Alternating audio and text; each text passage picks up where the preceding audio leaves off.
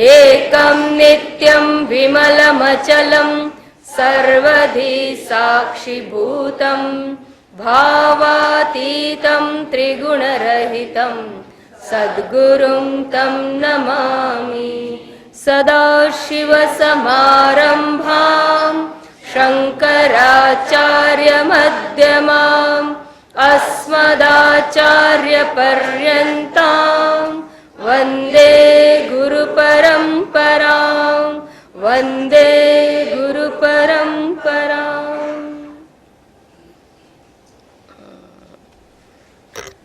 संसर्गो वा विशिष्टो वा,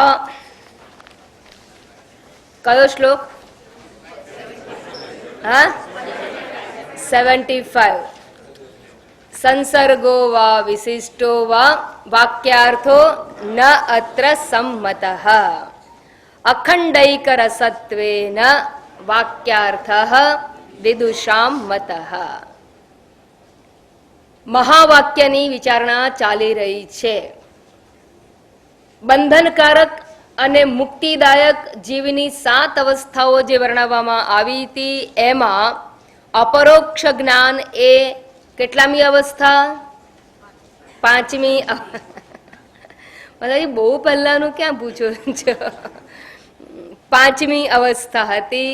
અને એ અપરોક્ષ જ્ઞાન મહાવાક્ય વિચારણાથી થાય છે એવો ઘટસ્ફોટ વિદ્યારણ્ય સ્વામીએ કરેલો હતો. પણ આ સંદર્ભે કેટલાકની વિભિન્ન વિચારણા હોવાને કારણે એની ઉપર વધારે વિસ્તૃત વિચારણા અહીંયા કરી હતી. અને મહાવાક્ય વિચારણા કેવી રીતે કરવામાં આવે? કારણ કે અપરોક્ષ જ્ઞાનાત મુક્તિ, મોક્ષનું સાક્ષાત સાધન છે.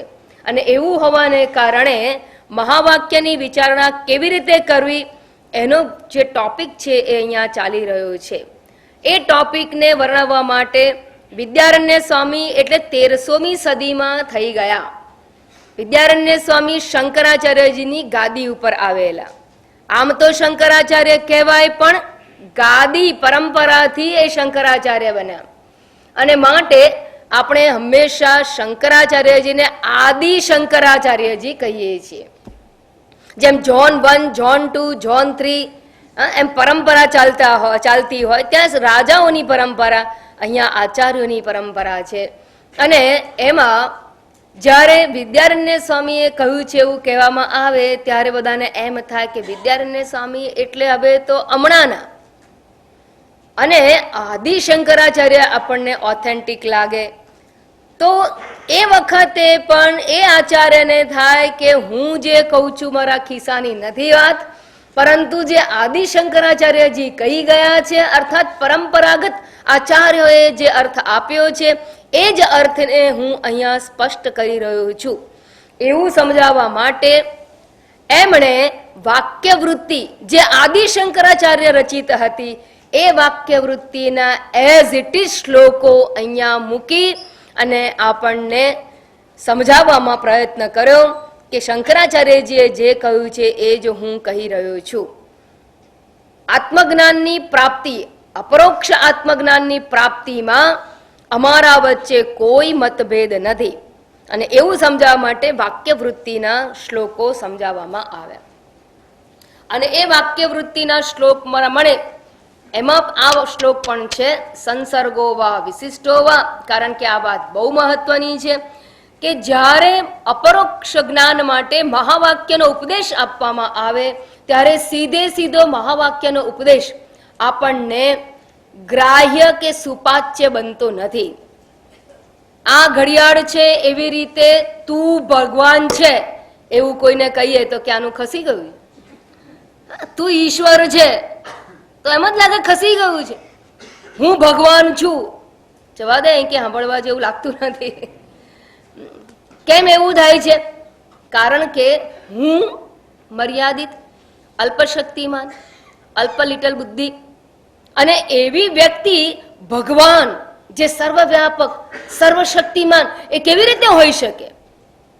ભગવાન એટલે કોણ? સર્વસમર્થ, સર્વશક્તિમાન, સર્વજ્ઞ, સર્વવિત, સર્વજ્ઞ, સર્વશક્તિમાન.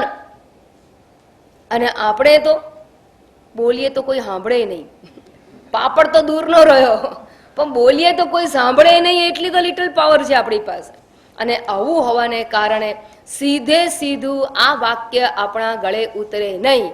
કોઈને કહીએ તું ભગવાન છે તો પણ ના સ્વીકારે, હું ભગવાન છું કહું તો પણ ના સ્વીકારે. તો આવા વાક્યોને કેવી રીતે સમજવા? વાક્ય વેદ વાક્ય છે, વેદ વાક્ય વેદ પ્રમાણ છે. અને જયારે વેદ એમ કે તું બ્રહ્મ છે, તું પરમાત્મા છે, તો વેદ વાક્યનો નિષેધ કેવી રીતે કરાય? મારું તમારું કોઈનું વાક્ય હોય તો બરાબર એવું લાગે કે ઉપરનું ખસી ગયું છે. પણ જ્યારે વેદ વાણી છે, ઈશ્વર વાણી છે, ઈશ્વર પોતે જ વેદ દ્વારા કહી રહ્યા છે, અને ત્યારે એના ઉપર વિચારણા કરવાની આવશ્યકતા છે. કારણ કે એ પરમાત્મા સ્વયં કહે છે કે હે જીવ, તું ઈશ્વર છે. અને આવું જ્યારે કહે ત્યારે આને કેવી રીતે સમજવું? તો કે જે આપણે જે રીતે વાક્યો સમજીએ છીએ વ્યવહારમાં, એ પ્રમાણે વાક્યોની વિચારણા કરો. 3 પ્રકારે આપણે વાક્યોને સમજીએ છીએ. કયા કયા? તો કે મુખ્યાર્થ રૂપે સમજીએ છીએ. એટલે મુખ્યાર્થ એટલે જેવું કહેવામાં આવે એવું ને એવું સમજીએ છીએ, અથવા જે કહ્યું છે એનાથી તદ્દન જુદો જ અર્થ લઈને સમજીએ છીએ, અથવા જે કહ્યું છે એમાં કંઈક ઉમેરીને સમજીએ છીએ, અથવા ચોથો પ્રકાર કે કંઈક ઉમેરીએ છીએ ને કંઈક કાઢીએ છીએ. 4 પ્રકારે આપણે વ્યવહારમાં વાક્યોને સમજતા હોઈએ છીએ. અને એ 4 પ્રકારના વાક્યોને પહેલા પ્રકારમાં મુખ્યાર્થ કે વાચ્યાર્થ કહેવામાં આવે. બીજા પાછળના જે 3 પ્રકાર છે એને લક્ષણાએ સમજ્યા કહેવાય. લક્ષણા કરવાથી વાક્ય સમજાય છે. એમાં 3 પ્રકારની લક્ષણા કઈ? જહત લક્ષણા, અજહત લક્ષણા અને ભાગત્યાગ લક્ષણા. બરાબર? આ તો પારિભાષિક શબ્દોથી ઓળખ્યા, બાકી આપણે વ્યવહારમાં આ 4 પ્રકારના વાક્યોથી વ્યવહાર કરીએ છીએ અને વાતો આપણી બીજાના ગળે ઉતારતા રહીએ છીએ. બરાબર? હવે એ વાતચીત શેના માટે કરીએ છીએ? મારા મનની અંદર જે ચાલી રહ્યું છે, હું જે માન્યતા ધરાવું છું, મારા જે ખ્યાલો છે, મારું જે જ્ઞાન છે, મારી જે સમજ છે, એ તમારી બુદ્ધિમાં રેડવા માટેનો પ્રયત્ન છે. પ્રવાહી રેડવું હોય તો સહેલું છે, વિચારોને રેડવા હોય તો બહુ અઘરું છે. એટલે 4 પ્રકારે આપણે વાક્યોને વાપરીને સમજાવવાનો પ્રયત્ન કરીએ છીએ. અને વળી પાછું દ્રષ્ટાંત આપીને સમજાવું કે સમજી ગયા છો? મને મજા પડે બોલવાની. તમને લોકોને જો ફરી કરવું તો મને વાંધો નથી. Repetition is no harm. પહેલામાં પહેલું તો મેં કહું એમ, આ કૈલાસપતિનું ફૂલ છે, આમાં you don't have to scratch your head. સીધે સીધું હા ફૂલ છે અને આમને કૈલાસપતિ કહેવાય, સમજી ગયા, પતી ગઈ વાર્તા પૂરી. પણ જ્યારે હું કોઈ માણસને જોઈને એમ કહું કે આ ચમચો જાય છે, હા ચમચો જાય છે, આ 2 પગ વાળો ચમચો ક્યાંથી આવ્યો? આ કોનો ચમચો છે? ચમચો સમજી ગયા ને? ચમચા તો રસોડામાં હોય, ક્લાસરૂમમાં કેવી રીતે આવ્યો? અરે આમાં લક્ષણા કરવાની. કઈ લક્ષણા કરવાની? જહત લક્ષણા. ચમચો પેલો છોડી દેવાનો ત્યાં, અહીંયા નવા અર્થમાં ચમચો. ચમચો એટલે શું? ખુશામતીઓ. એટલે બીજો અર્થ કરવાનો. પેલો અર્થ સીધો, એનો શબ્દાર્થ છે, એને પૂરેપૂરો છોડી દઈને એનો લક્ષાર્થ લેવામાં આવે. અને જહત લક્ષણા, એક અર્થ આખો છોડ્યો અને બીજો લીધો. પછી બીજી કઈક વાત છે. શું વાત કહેવામાં આવે? કે ભાઈ જોજે ભાઈ, હું જઉં છું, હું બહાર જઉં છું અને મેં પાપડ સૂકવ્યા છે, કાગડો ચાંચ ના મારી જાય, જરા ધ્યાન રાખજે. અત્યારના જમાનામાં બદલાઈ ગયું. પહેલા તો હતા બધાના અહીંયા પેલા આંગણા હોય, આંગણામાં લોકોએ ખાટલા પાથર્યા હોય કે સૂકવેલું હોય, તો બેન કહીને જાય કે જરા જોજે ને કાગડો ચાંચ ના મારે. બેન પાછી આવી તો એકે પાપડ નહીં. શું થયું? અરે તને કહીને ગઈ હતી ને કે પાપડ સાચવજે, રાધા હતી એટલે તું મેં પાપડ બનાવ્યા કે તું ધ્યાન રાખીશ, અને મારો એકે પાપડ દેખાતો નથી.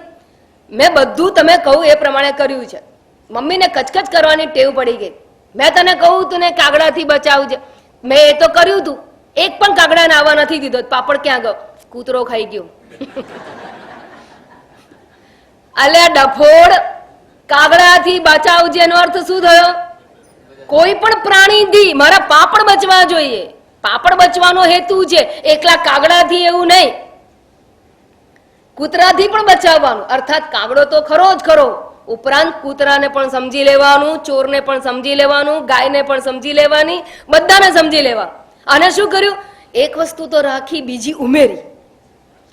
છોડી તો નહીં, જહત એટલે છોડવું, આ છોડી નહીં ઉપરથી ઉમેર્યું અને અજહત લક્ષણાથી વાક્યને સમજવું એવું કહેવાય. જ્યારે માં એવું કહીને ગઈ હોય કે કાગડાથી બચાવજે અને જો પેલી ગાય ખાઈ ગઈ હોય કે કૂતરો ખાઈ ગયો હોય તો છોકરો સમજ્યો કહેવાય ના.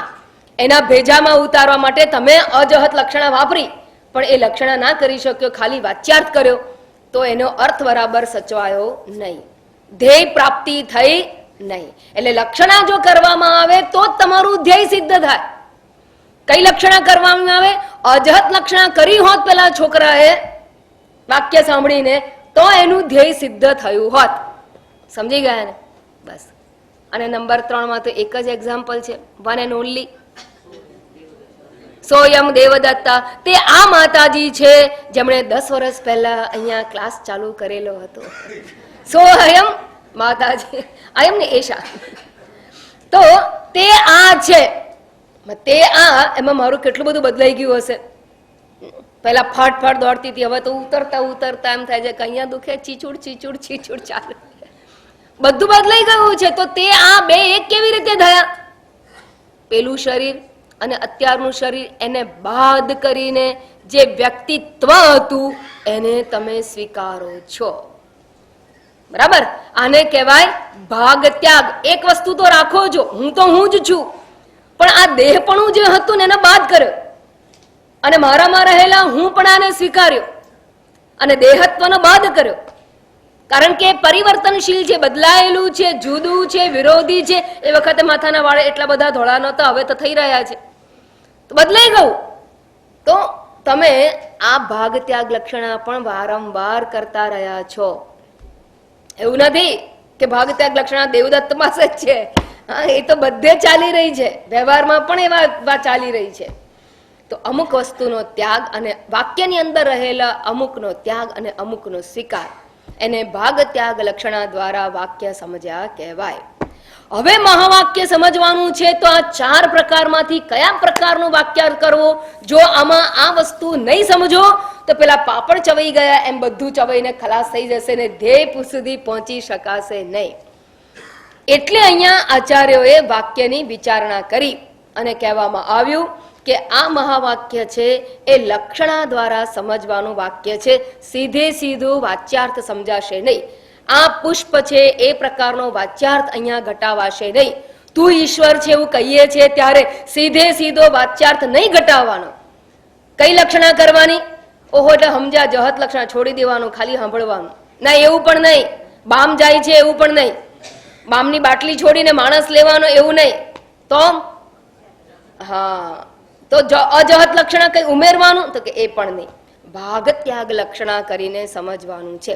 અર્થાત જીવમાં અને ઈશ્વરમાં રહેલા વિરોધી ઘટકો છે એનો બાદ કરી દેવાનો, એનો ત્યાગ કરી દેવાનો. જે મારા શરીરનો તમે ત્યાગ કરી અને મારા હુંપણાનો સ્વીકાર કર્યો, બસ એ જ પ્રમાણે ઈશ્વરનું સર્વજ્ઞત્વ, ઈશ્વરનું સર્વશક્તિમત્વ અને આ બાજુ જીવનું અલ્પજ્ઞત્વ, અલ્પશક્તિમત્વ એને છોડી દો, એનો બાદ કરો. અને બંનેમાં જે એકતા છે કેની છે? ચૈતન્ય તત્વની એકતા છે, એનો સ્વીકાર કરવાનો. અને આ પ્રમાણે જ સમજો, ખાસ આ પ્રમાણે જ જીવ અને ઈશ્વરની એકતા ઉપદેશવામાં આવેલી છે. વાસ્તવમાં જીવ તો અલ્પ જ છે, ઈશ્વર મહાન જ છે, પણ એ ઈશ્વર અને જીવમાં કંઈક સામાન્ય પણ છે. એ વિરોધી ઉપાધિઓ છે, પણ નિરુપાધિક તત્વ ચૈતન્ય છે એ સામાન્ય છે. એનું ગ્રહણ કરવાનું કહ્યું છે, પેલાને છોડી દેવાની કહી છે. અર્થાત દ્રષ્ટિકોણ બદલી કાઢવાનું. ધારો કે તમે દાગીના જુઓ છો, એક વીંટી છે અને એક નેકલેસ છે.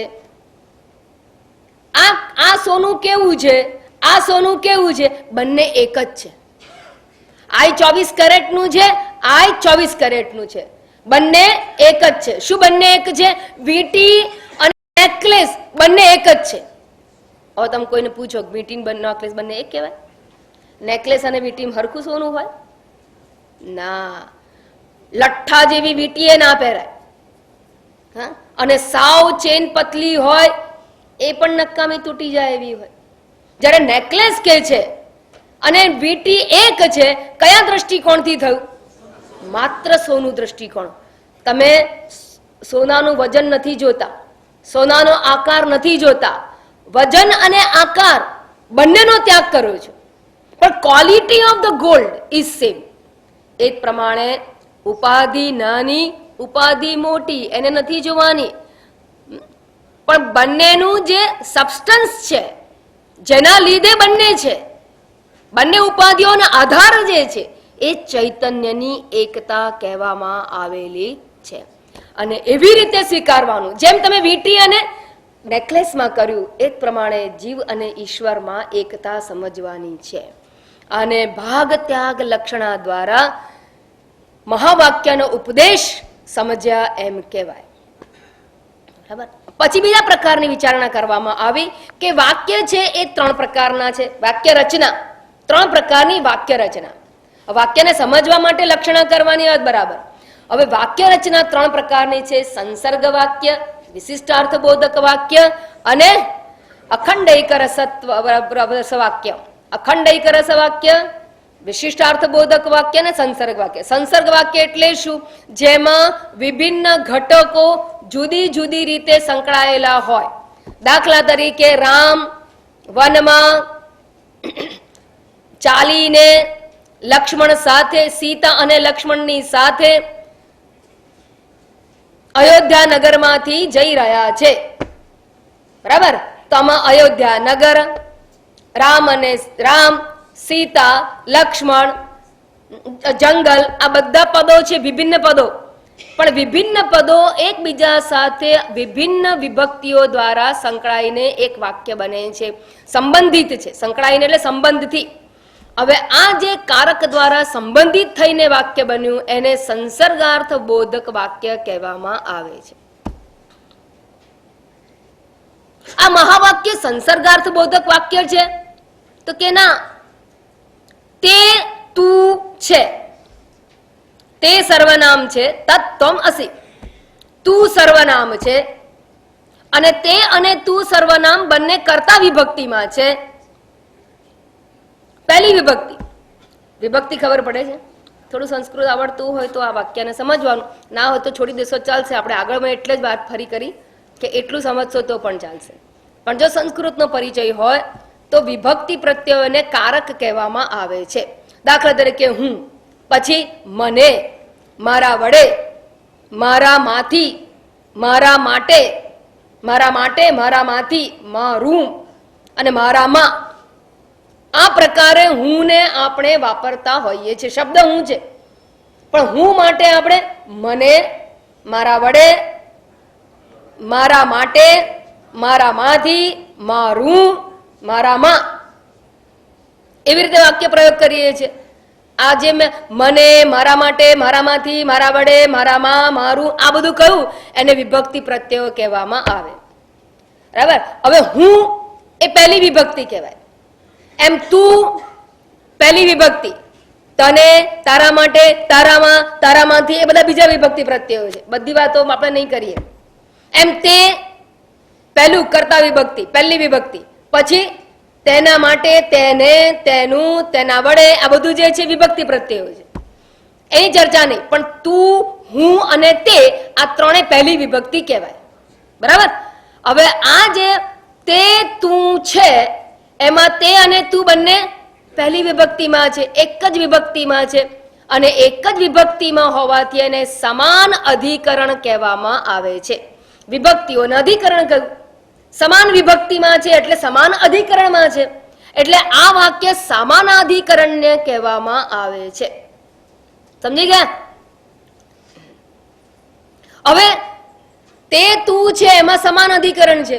અને જ્યારે મેં એમ કહું કે દશરથનો છોકરો રામ પોતાની પત્ની અને ભાઈ લક્ષ્મણ અને સીતા અને લક્ષ્મણ સાથે વનમાં પગે ચાલીને અયોધ્યા નગરમાંથી જાય છે, આમાં વિભક્તિ પ્રત્યે બદલાયા કે એક જ રહી? બદલાયા. અયોધ્યા નગરમાંથી વન તરફ સીતાની સાથે દશરથનો પુત્ર રામ જાય છે. એનો અર્થ એ થયો કે આમાં એકે વિભક્તિ પ્રત્યે એક જ કર્તા વિભક્તિમાં નથી, પહેલી વિભક્તિમાં નથી. તો આવા વાક્યને સંસર્ગાર્થ બોધક વાક્ય કહેવામાં આવે છે, જેમાં વિભક્તિ પ્રત્યયો અલગ અલગ છે. મહાવાક્ય આવું નથી, માટે સંસર્ગાર્થ બોધક વાક્ય એને કહેવાય નહીં. એ પ્રકારે એને ઘટાવી શકાય નહીં.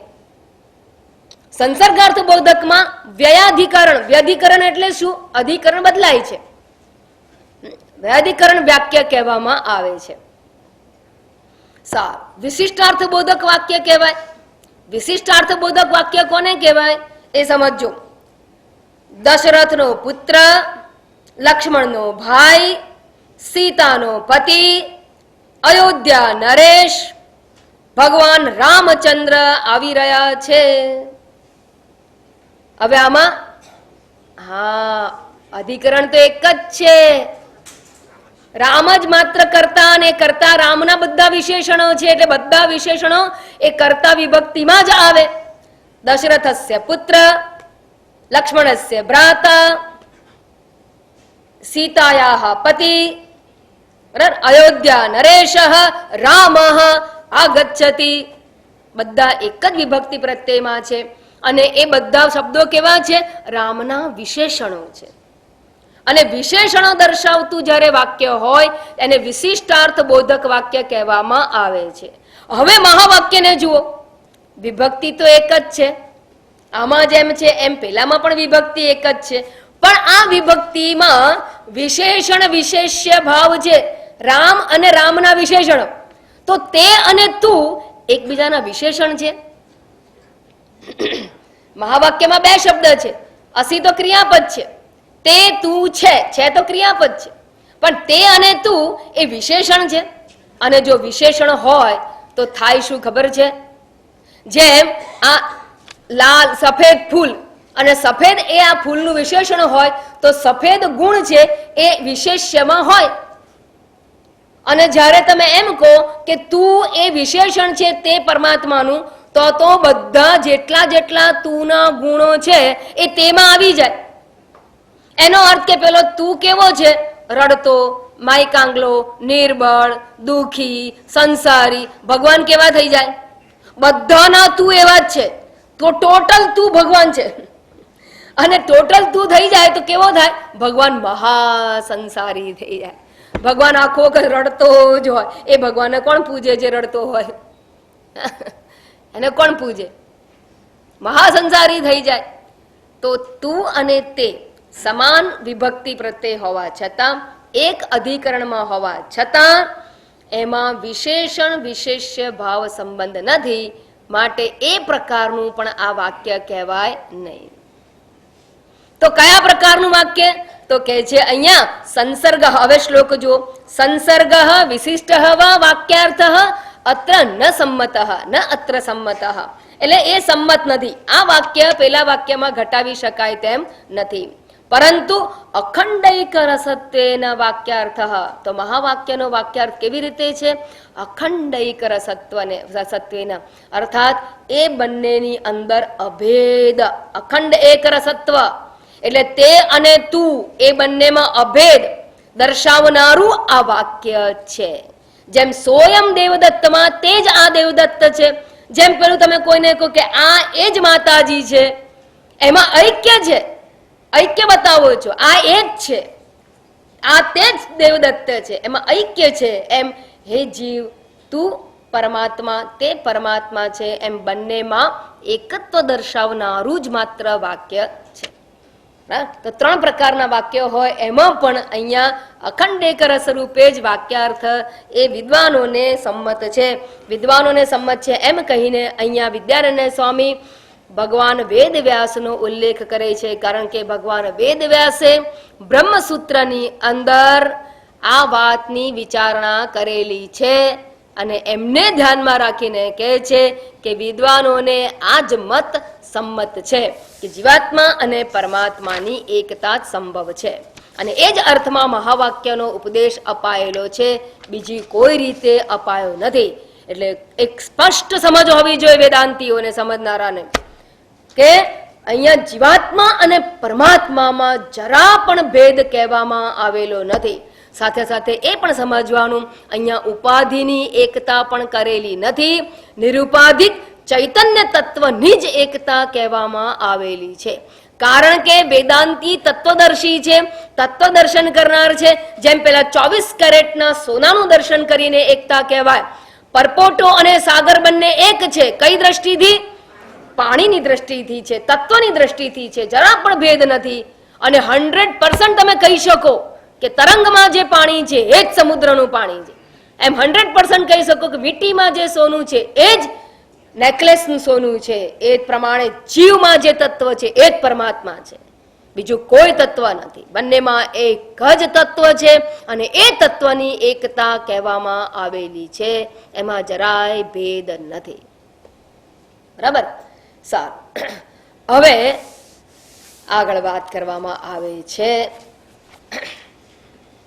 આ જે એકતા છે એને દ્રઢતાપૂર્વક સમજાવવા માટે, જેમ અત્યારે હું તમને ભારપૂર્વક કહું છું ને એવું ભારપૂર્વક કહેવા માટે જે આપણી પરંપરામાં ભાષા વપરાય છે એ ભાષા વાપરીને બંનેની એકતા અહીંયા ભારપૂર્વક કહેવાય. ભારપૂર્વક અને નિશ્ચયપૂર્વક કહેવાય છે. ફર્મનેસ પણ છે, ફર્મનેસ બતાવવામાં આવી છે. કઈ રીતે હું સમજાવું, શ્લોક ગાઈએ પહેલા. પ્રત્યક બોધોય આભાતિ,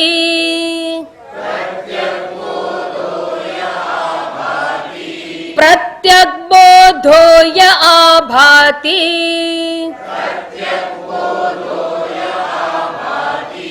સોદ્વયાનંદ લક્ષણઃ,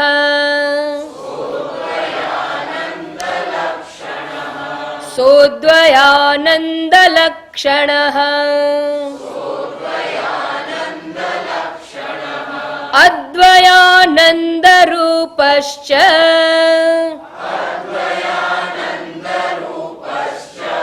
અદ્વયાનંદ રૂપશ્ચ,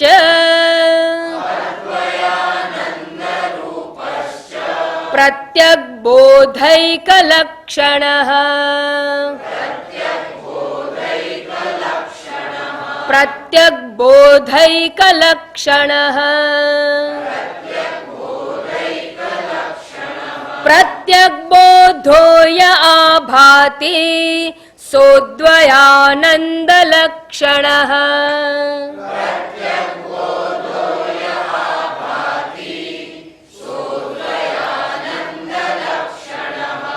અદ્વયાનંદ રૂપશ્ચ, પ્રત્યક બોધૈક લક્ષણઃ,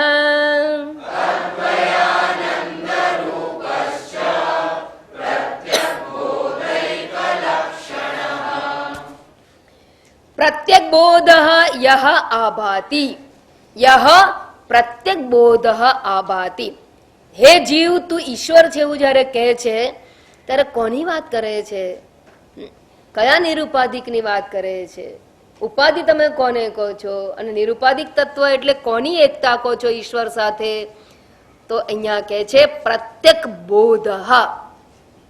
પ્રત્યક એટલે inner self, inner most self એવું કહેવાય.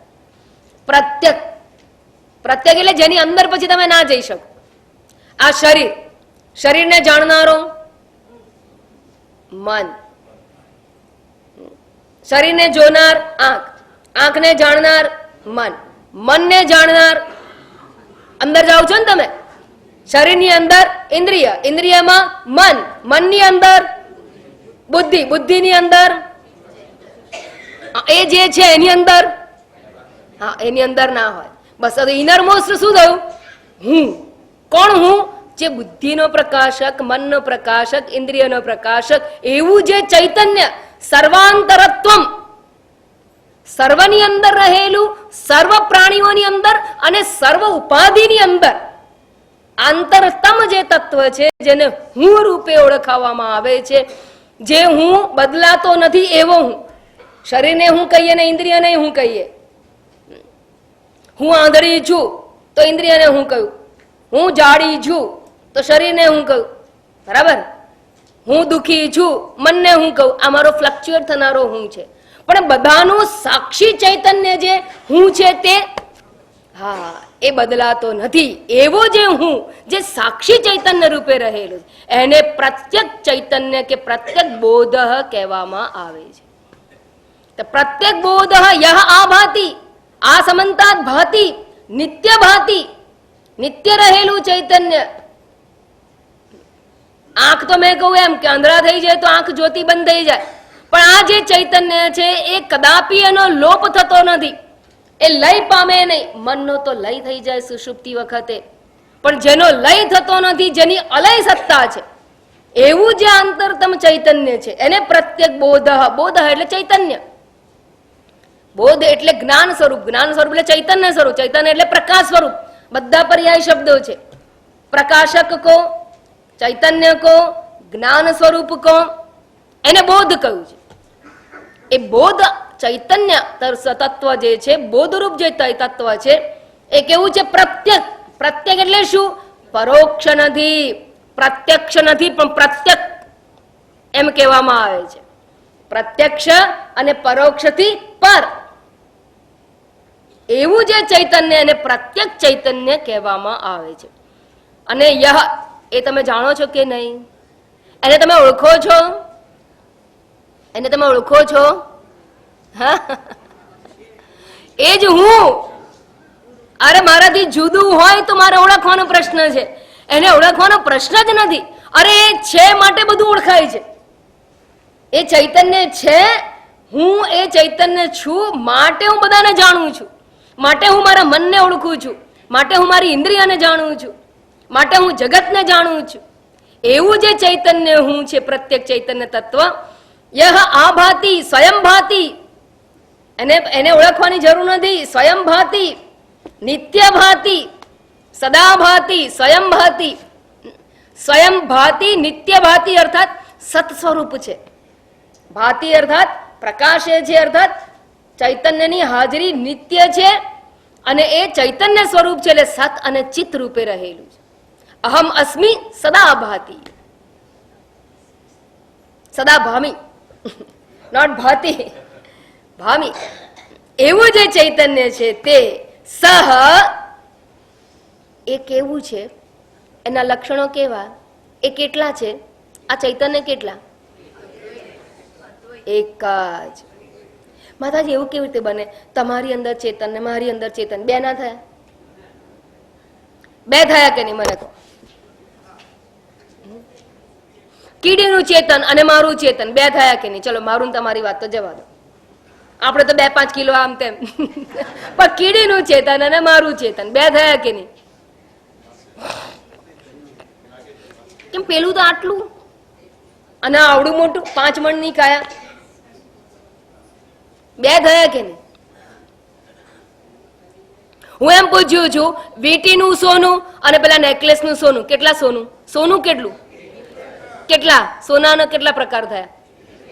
એક જ. ઓછું હોય કે વધારે હોય એ એક જ છે. અહીં પડી હતી વીટી ને અહીં પડે તો નેકલેસ, તોય એક જ. આની કિંમત 5,000 ને આની કિંમત 50,000, તોય એક જ. એમ 5 મણનો ઢગલો હોય કે 9 ટાંકનો હોય, ચૈતન્ય તો એક જ. સમજાયું? એટલે કે છે સહ અદ્વિતીય. અને જેમ કીડીમાં અને માણસમાં એક જ, એમ ઇન્દ્ર, અરુણ, વરુણ વગેરે બધાની અંદર પણ એ જ ચૈતન્ય. બ્રહ્માજીમાં પણ એ જ ચૈતન્ય, શિવ અને કૃષ્ણમાં અને રામમાં પણ એ જ ચૈતન્ય. હા, જેમ ચૂનીમાં એ જ સોનું હોય, હા, એ બધામાં એક જ હોય, બસ એમ અહીંયા પણ બધામાં એક જ ચૈતન્ય, સર્વની અંદર એક જ ચૈતન્ય. યહ અદ્વય, એક એવું ચૈતન્ય છે અદ્વય. તો ભેદ ક્યાં છે? ઉપાધિમાં ભેદ છે, આકારમાં ભેદ છે. આપણે શરીરના દ્રષ્ટિકોણથી જોઈએ તો કેટલો ભેદ. તમારું મોઢું, મારું મોઢું, એનો કલર, કઈ જાત જાતના ભેદ છે. ઉંમરનો ભેદ, જાત જાતના ભેદ. પણ ચૈતન્ય એ છે અદ્વિતીય છે. જેમ તરંગ અને સાગર, એ બંનેમાં ભેદ કે નહીં? બંનેમાં ભેદ નહીં. પરપોટો અને સાગરમાં ભેદ, પરપોટા ઉપર માખ બેસે ને તોય ફૂટી જાય, અને સાગરમાં જહાજ ફરે ને તોય કઈ ના થાય. ઉપાધિમાં અભેદ, પણ પાણી દ્રષ્ટિએ અભેદ. સમજવાનું ખાસ. એટલે તો ભાગ ત્યાગ લક્ષણા કરી. સીધે સીધું ના કહેતા કૈલાસપતિના ફૂલની જેમ કે ઈશ્વર અને જીવ એક છે. ભાગ ત્યાગ લક્ષણા કરીએ એનો અર્થ શું? ઉપાધિથી ભેદ, પણ તત્વની દ્રષ્ટિએ ભેદ નથી. એમ પ્રત્યેક બોધ આભાતી સહ એવ અદ્વય, એ અદ્વિતીય. એટલે મારા ને તમારાની અંદર અદ્વૈત જોવું હોય તો ઉપાધિનો ભેદ છે જ, એને દૂર કરવાનો. તમને આવડે, મને ના આવડે, મને આવડે, તમને ના આવડે. એટલે શું? પૈસા ગણતા તમને આવડે, મને ના આવડે, અને આ ભણાવતા મને આવડે, તમને ના આવડે. આમ સમજાય ખરું, પણ માત્ર કહેવાનું કહો તો નહીં આવડે. પણ એકતા છે ક્યાં છે? ચૈતન્યની અંદર. અદ્વિતીય ચૈતન્ય. ચૈતન્ય ભણેલું નથી, અભણે નથી. ચૈતન્યને આવડે છે એવું નહીં, નથી આવડતું એવું. Attribute less. ચૈતન્ય ઘરડું નહીં, યુવાને નહીં, સ્ત્રીએ નહીં, પુરુષે નહીં. 1960 માં જન્મેલું નહીં, અને 1805 માં જન્મેલું નહીં. એ કેવું છે? હા, નિત્ય છે. નિત્ય ભાતિ, સદા ભાતિ, સદા ચૈતન્ય સ્વરૂપ, સદા એક રસ રૂપ છે.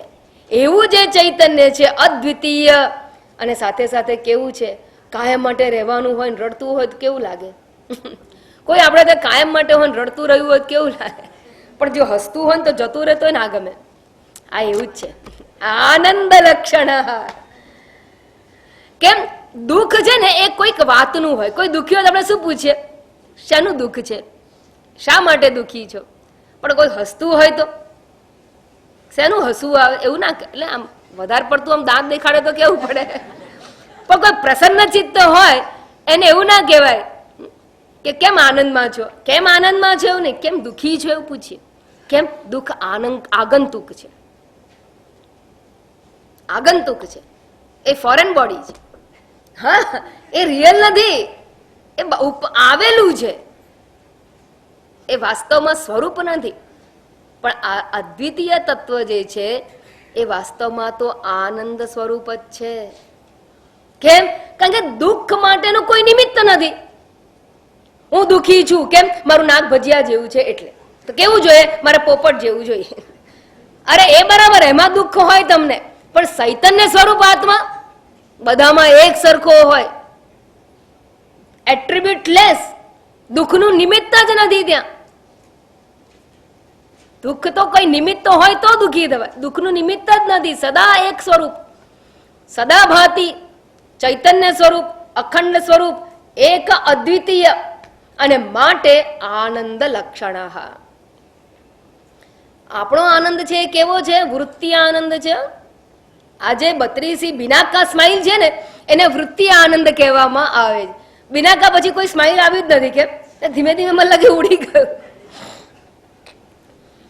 વૃત્તિ આનંદ છે એ પ્રિય, મોદ અને પ્રમોદ 3 પ્રકારની વૃત્તિઓ છે. એ આનંદમય કોષ કહેવાય છે. એ વૃત્તિજન્ય આનંદ છે. અમુક પ્રકારની વૃત્તિ થઈ, લાગણી પડી થઈ ગઈ. પણ અમુક પ્રકારની વૃત્તિ થાય તો એ એવાપોરેટ થઈ જાય, બાષ્પીભવન થઈ જાય. કોઈક આપણા વખાણ કરે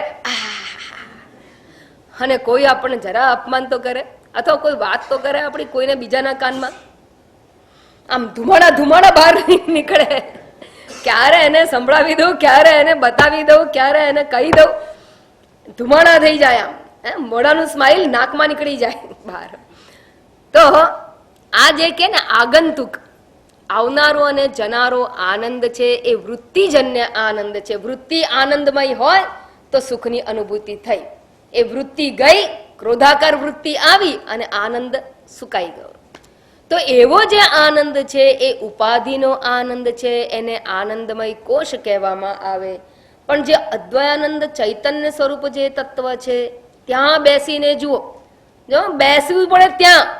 જેમ તમે વીંટી અને નેકલેસની એકતા માટે ક્યાં બેઠા હતા? સોનાની અંદર બેઠા હતા. તમારી દ્રષ્ટિ ક્યાં મૂકી હતી? સોનામાં.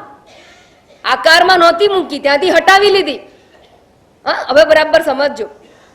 અહીંયા વીંટી છે, અહીંયા નેકલેસ છે, અને તમે બંનેને જોઈને કહો છો કે બંને સોનું એક છે, તો તમે દ્રષ્ટિ આકારમાં રાખી કે આકારથી હટાવી લીધી? હટાવીને ક્યાં મૂકી? અહીંયા મૂકે. હા, હટાવીને ક્યાંય નહીં, ત્યાં ત્યાં જ. પણ તમારી દ્રષ્ટિ હટી એટલે તમારી બુદ્ધિમાં, સમજમાં ફેર થયો. બસ એમ, વસ્તુમાં કઈ ફેરફાર નહીં, ખાલી સમજમાં ફેર. એ જ પ્રમાણે અદ્વિતીય ચૈતન્ય ક્યાં છે? આ જ ઉપાધિમાં. આ જ ઉપાધિઓ છે, ત્યાં જ છે. પણ દ્રષ્ટિ હટાવી લો. વ્યષ્ટિ અને સમષ્ટિમાં કઈ દ્રષ્ટિ કરવાની? ચૈતન્ય દ્રષ્ટિ. અને પ્રત્યેક બોધ સ્વરૂપ ચૈતન્ય દ્રષ્ટિ કરશો તો બધામાં એકતા જણાશે. અદ્વય આનંદ લક્ષણ.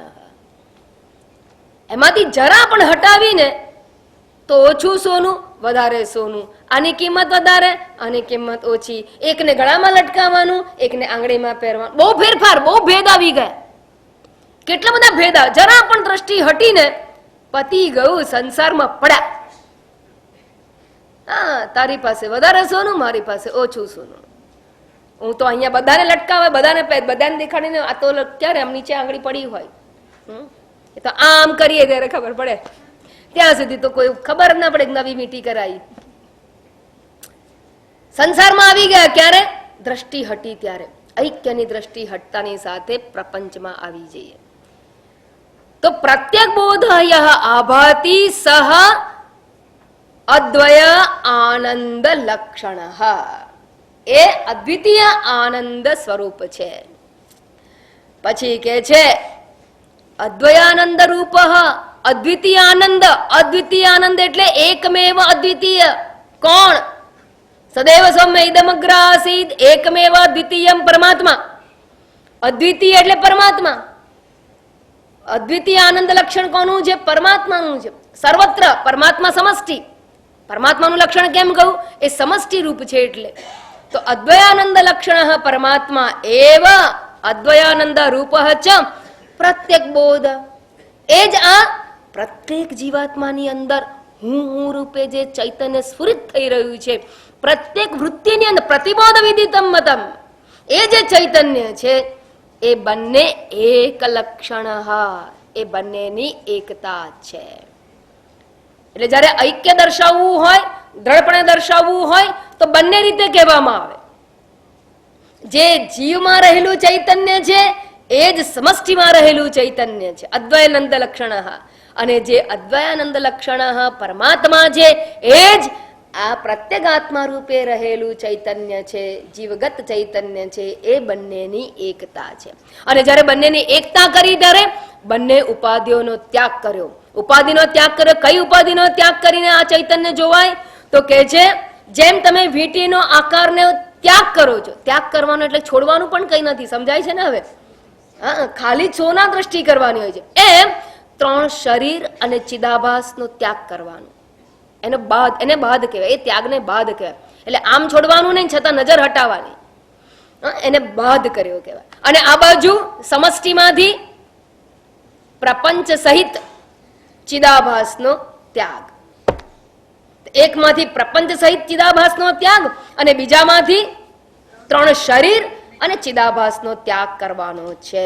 અને એમના પછી એનો નિષેધ કરાયા બાદ જે રહે છે એ ચૈતન્ય તત્વ એ અદ્વિતીય લક્ષણમાં અથવા તો એક રૂપ છે એવું કહેવામાં આવે છે. આ પણ ચિદાભાસ અને ત્રણ ઉપાધિ, ત્રણ શરીરની ઉપાધિ, અને આ પણ ચિદાભાસ, ઉત્કૃષ્ટ ચિદાભાસ, શુદ્ધ સત્વગુણી છે પરમાત્મા. પહેલા ચેપ્ટરમાં ભણી ગયા. એટલે શુદ્ધ સત્વગુણ એટલે ઉત્કૃષ્ટ ચિદાભાસ છે. આ નિકૃષ્ટ ચિદાભાસ છે એટલે રાગ દ્વેષ વાળો છે, અવિદ્યા ઉપાધિ વાળો છે. નિકૃષ્ટ ચિદાભાસ, ઉત્કૃષ્ટ ચિદાભાસ. વ્યષ્ટિ ત્રણ શરીરો, સમષ્ટિ ત્રણ શરીરો. વિરાટ હિરણ્ય ગર્ભ એવી રીતે રહેલો ઈશ્વર છે. તો એવી રીતે બંનેની ઉપાધિ રહેલી છે. એમાં વિરોધાભાસ છે, એનો ત્યાગ, એને છોડી દો. જ્યાં વિરોધાભાસ જણાય એમાં એકતા કઈ જ નથી. અને જો આપણને શંકા જાગતી હોય તો સમજી લેવાનું આપણે કંઈક સમજ્યા નથી, આપણે ઉપાધિમાં એકતા કરી રહ્યા છીએ. ઉપાધિનો ત્યાગ કરો તો અભેદ સિવાય કઈ નથી. સોનું દ્રષ્ટિ કરતાની સાથે તમને બુટ્ટી, બંગડી, ચૂની, વીંટી, પોંચો કંઈ પણ હોય એમાં એકતા દેખાય. ઉપાધિ સાથે ક્યાંય એકતા જણાય નહીં. આકારમાં પણ નહીં, ઘાટમાં પણ નહીં, કિંમતમાં પણ નહીં, પહેરવામાં પણ નહીં, બધે ભેદ. પણ સોનું દ્રષ્ટિ કરો તો ક્યાંય અભેદ નથી, એક જ દ્રષ્ટિમાં અભેદ છે. એમ આખા જગતની અંદર પણ ચૈતન્ય તત્વની દ્રષ્ટિમાં જ અભેદ છે. અને એ નિત્ય છે, એ સત્ય છે, એ અદ્વિતીય છે, એ જ અખંડ છે અને આનંદ સ્વરૂપ પરમાત્મા છે. એટલે પરમાત્મા અને હું ચૈતન્યના દ્રષ્ટિકોણથી જરા પણ જુદા નથી, બંને એક છે એવો ઉપદેશ મહાવાક્ય વડે કહેવામાં આવેલો છે. આનંદો બ્રહ્મેતિ વ્યજાનાત. જયારે આવું કહી દેવામાં આવ્યું, માતાજી આવું જાણીએ, હવે એ તો સમજી ગયા. અમે શું સમજી? ઉપાધિમાં તો અમે જેવા છીએ એવા ને એવા જ છીએ. આ સમજ્યા? શું સમજ્યા? કે ઉપાધિથી તો અમે અલ્પ જ છીએ, એમાં તો એકતા છે જ નહીં. અમારું જીવન છે તો એમાં આ જાણીને કરવાનું. ફળશ્રુતિ શું? વ્યવહાર તો એનો એ જ થાય. જેમ વીંટીને એમ કે વીંટીમાં નેકલેસમાં હે તારામાં ના બંનેમાં એક જ સોનું છે, વીંટી કે ગમે તે હોય, જાણી લીધા પછી શું મારે તો અહીંયા જ પડી રહેવાનું છે આંગળીમાં. મારું સોનું વધવાનું નથી, મારે પડી રહેવાનું આંગળીમાં જ છે. અને હું અને નેકલેસની એકતા કઈ શું ફાયદો? એમ પેલા જીવને થાય કે મારી ઈશ્વરની એકતામાં ફાયદો ક્યાં? વ્યવહારમાં કોઈ ફાયદો થયો? એમાં તો તમે કીધું કે એનું એ જ છે બધું, એ તો એવું ને એવું જ રહેવાનું. હા, ઉપાધિ તો એવી ને એવી જ રહેવાની છે, એમાં કઈ પરિવર્તન આવવાનું નથી, લાવવાનું પણ નથી, આવવાનું પણ નથી, લાવવાનું પણ નથી. તો ફાયદો શું? તો ફળશ્રુતિ હવે 77 અને 78 બે શ્લોકમાં ફળશ્રુતિ બતાવે છે. જાણવાથી ફાયદો શું? હું તમને પૂછું કે આ જાણવાથી ફાયદો શું? કોઈ મને કહી શકશો?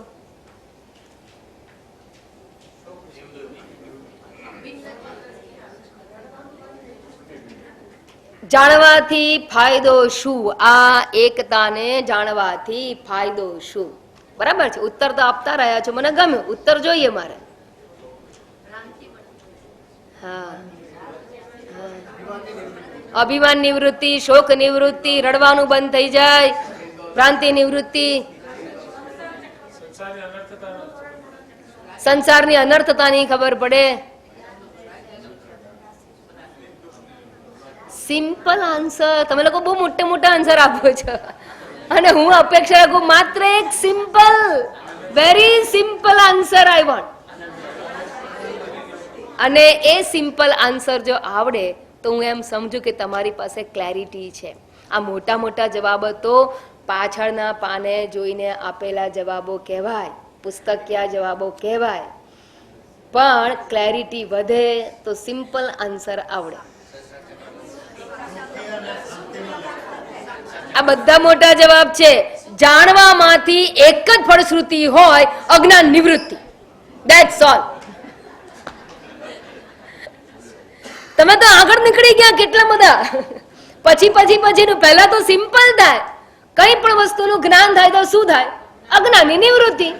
એ વિષયક અજ્ઞાનની નિવૃત્તિ. બીજું કઈ થાય? બીજું કઈ ના થાય જ્ઞાનથી. આ તો પછી પરિણામે થાય છે. એક જ સિમ્પલ થાય, અજ્ઞાનની નિવૃત્તિ. પણ અજ્ઞાનની નિવૃત્તિ થવાથી શું થાય? તો તમે બધાએ કહ્યું એવું ઘણું બધું થાય. પણ એમાં હજી એક સ્ટેપ આવે પછી. એ જે સ્ટેપ એમણે કહ્યું, અજ્ઞાન નિવૃત્તિ થવાથી અજ્ઞાનજન્ય ખોટા ખ્યાલની નિવૃત્તિ એટલે કે ભ્રાંતિની નિવૃત્તિ થાય. સ્ટેપ બાય સ્ટેપ જાઓ. This is called clarity. અને ક્લેરિટી વિચાર કરવાથી જ આવે. શ્રવણ અને મનન એ બે થી જ આ ક્લેરિટી આવે. અને એક વાર નહીં, વારંવાર કરીને. ઘણા લોકોને એવું થાય કે એનું એ તો છે, હું સાંભળવા જવાનું. હવે સમજી લીધું કે જગત મિથ્યા છે ને આત્મા સત્ય છે, પરમાત્મા સત્ય છે, બ્રહ્મ સત્ય છે. એ નથી, એ just like that. Require clarity. જ્ઞાન પ્રાપ્તિથી સિમ્પલ અજ્ઞાન નિવૃત્તિ, અજ્ઞાન નિવૃત્તિથી અજ્ઞાનજન્ય ભ્રાંતિની નિવૃત્તિ. તો બે પ્રકારની ભ્રાંતિ છે અને બે પ્રકારની ભ્રાંતિનું નિવારણ અજ્ઞાન નિવૃત્તિ વડે થાય છે. અને પછી પરિણામે તમે જેટલા જવાબ આપે બધા સાચા, ખોટા નહીં, પણ તમારો જવાબ પારંપર્યાએ આવે છે. તો બે પ્રકારની ભ્રાંતિ, એક જ્ઞાનથી બે પ્રકારની ભ્રાંતિ, હા, અરે એક જ્ઞાનથી જેટલી ભ્રાંતિઓ એટલી દૂર થઈ જાય. એ અજ્ઞાનને કારણે ઉત્પન્ન થયેલી ભ્રાંતિઓની નિવૃત્તિ. દાખલા તરીકે કહી દઉં, દોરી અને પણ દોરીમાં કેટલા પ્રકારની ભ્રાંતિ, દોરીનું અજ્ઞાન એટલે એક જ વસ્તુ છે, અજ્ઞાન તો એક જ છે. કેટલી ભ્રાંતિ જન્માવે. એક જણ કહે છે કે સાપ છે, બીજો કહે છે કે ગઈકાલનો સુકાયેલો હાર છે, ત્રીજો કહે છે કે ભૂ છિદ્ર છે, ચોથો કહે છે કે પાણીની પાઇપ છે, પાંચમો કહે છે કે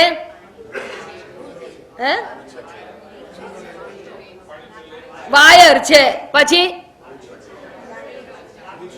લાકડી છે, હા લાકડી છે, પછી પાણીનો રેલો છે. કેટલી બધી ભ્રાંતિ, 7 ભ્રાંતિ આપણે ગણી. તો એક અજ્ઞાનમાંથી 7 પ્રકારની ભ્રાંતિ ઉત્પન્ન થઈ ગઈ. તો એક જ્ઞાન થવાથી માત્ર એક અજ્ઞાન દૂર થાય, પણ એક અજ્ઞાનના દૂર થવાથી 7 પ્રકારની ભ્રાંતિ દૂર થઈ જાય. બસ એવી રીતે આ અખંડ એક અદ્વય લક્ષણ પ્રત્યેગાત્મા એવ અદ્વય લક્ષણ પરમાત્મા એ જ્ઞાન થવાથી અજ્ઞાન દૂર થયું, તત્વ વિષયક અજ્ઞાન દૂર થયું. એના લીધે બે વિષયગત રહેલી ભ્રાંતિઓ દૂર થાય છે. બે પ્રકારની ભ્રાંતિ દૂર થાય. કઈ? જીવગત ભ્રાંતિ અને ઈશ્વરગત ભ્રાંતિ. એટલે ઈશ્વર વિશેની ભ્રાંતિ અને જીવ વિશેની ભ્રાંતિની નિવૃત્તિ થાય છે. બંને વિશે આપણને ભ્રાંતિ છે. તો જીવ વિશે કઈ ભ્રાંતિ છે અને એ કઈ ભ્રાંતિનું નિવારણ થાય છે, ઈશ્વર વિશે કઈ ભ્રાંતિ છે અને નિવારણ થાય છે, એ બંને હવે પછીના 2 શ્લોકમાં વર્ણવવામાં આવી છે. તો સૌથી પહેલા જીવગત ભ્રાંતિ કઈ છે અને એનું નિવારણ થયું છે, કેવી રીતે થાય છે એ સમજાવેલું છે, જે આપણે નેક્સ્ટ ક્લાસમાં સમજીશું.